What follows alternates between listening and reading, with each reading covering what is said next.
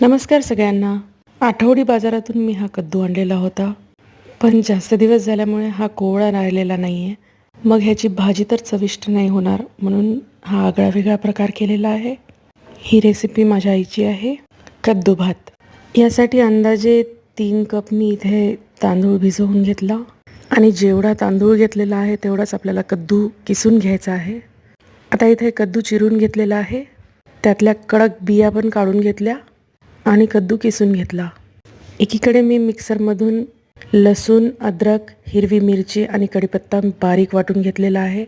आता इथे कढईमध्ये तेल घालून मोहरी, जिरे घालून छान फोडणी तयार करून घेतली आणि त्यामध्ये मिक्सरमधून काढलेलं वाटण टाकलं.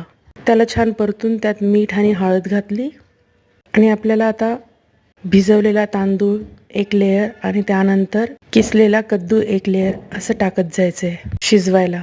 आता पहा, मी इथे तांदूळ आणि आता कद्दूचं लेयर टाकलेलं आहे. आता परत तांदूळाचं लेयर टाकलेलं आहे, परत कद्दूचं लेयर टाकलेलं आहे आणि मला थोडंसं मीठ आणि हळद कमी टाकल्यासारखं वाटत होतं, त्यामुळे मी परत एकदा टाकलेलं आहे वरून आणि झाकून ठेवलं आणि ताटावर पाणी घातलं. आता छान भाताला लो मिडियमवरती तुम्ही शिजवून घ्या. कद्दूच्या पाण्यातच हा भात छान शिजला जाईल. पाणी न घालता हे छान शिजवून घ्या. कद्दूच्या पाण्यातच हे अगदी छान शिजतं. वरून पाणी नका घालू, नाहीतर चव बिघडते.